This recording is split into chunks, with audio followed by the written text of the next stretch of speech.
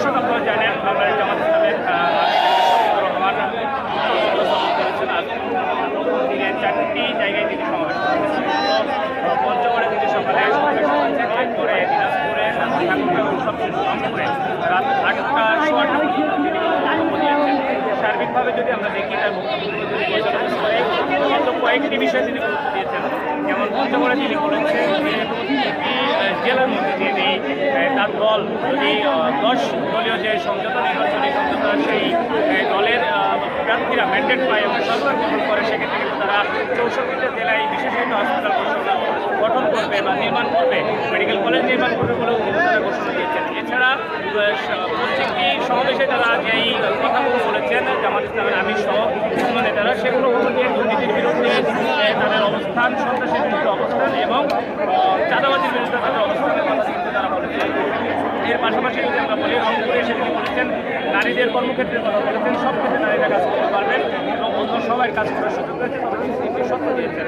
এগুলোর মধ্যে দুর্নীতি করবেন না এবং সঙ্গে করতে দেবেন না, এছাড়া বস্তা পথে রাজনীতি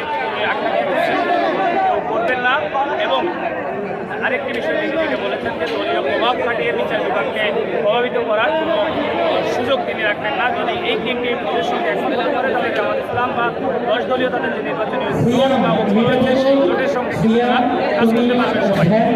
জামাতের যে সমাবেশগুলো এখানে কিন্তু আশ্বাস দেওয়া হয়েছে, দিনাজপুরকে সিটি কর্পোরেশন থেকে আশ্বাস দেওয়া হয়েছে, বিমানবন্দর ঠাকুরকে মান দেওয়ার আশ্বাস দেওয়া হয়েছে।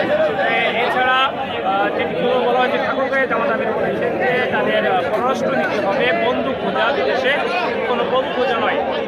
এছাড়া যেটি বেকার ভাতার কথা বলা হয়েছিল, বেকার ভাতার বিষয়ে জামাত আমির বলেছেন বেকার ভাতা দিয়ে যুবক সমাজকে তিনি অপমানিত করছেন না, বরঞ্চ বিনা সুদে এক পর্যায়ে হাসানা দিয়ে তিনি যুবকদেরকে আত্মসমর্পণ এই মূলত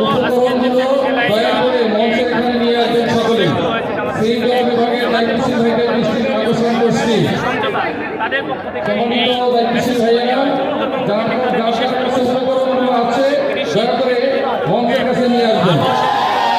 কৃষি রাজধানী তৈরি করবে, 5 বছরের মধ্যে এটি করা সম্ভব বলে তিনি জানিয়েছেন।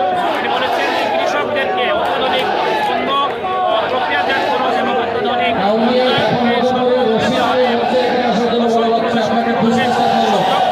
ব্যবস্থা করা হবে বলে তিনি জানিয়েছেন। এছাড়া তিনি রংপুরে এসে আরেকটি বিষয় যেটি জানিয়েছেন যে তিস্তার ইস্যুতে যেটি সমস্যা, রংপুরের নদীগুলোতে পানি শুকিয়ে গেছে, তারা সেখানে কোথাও দিয়ে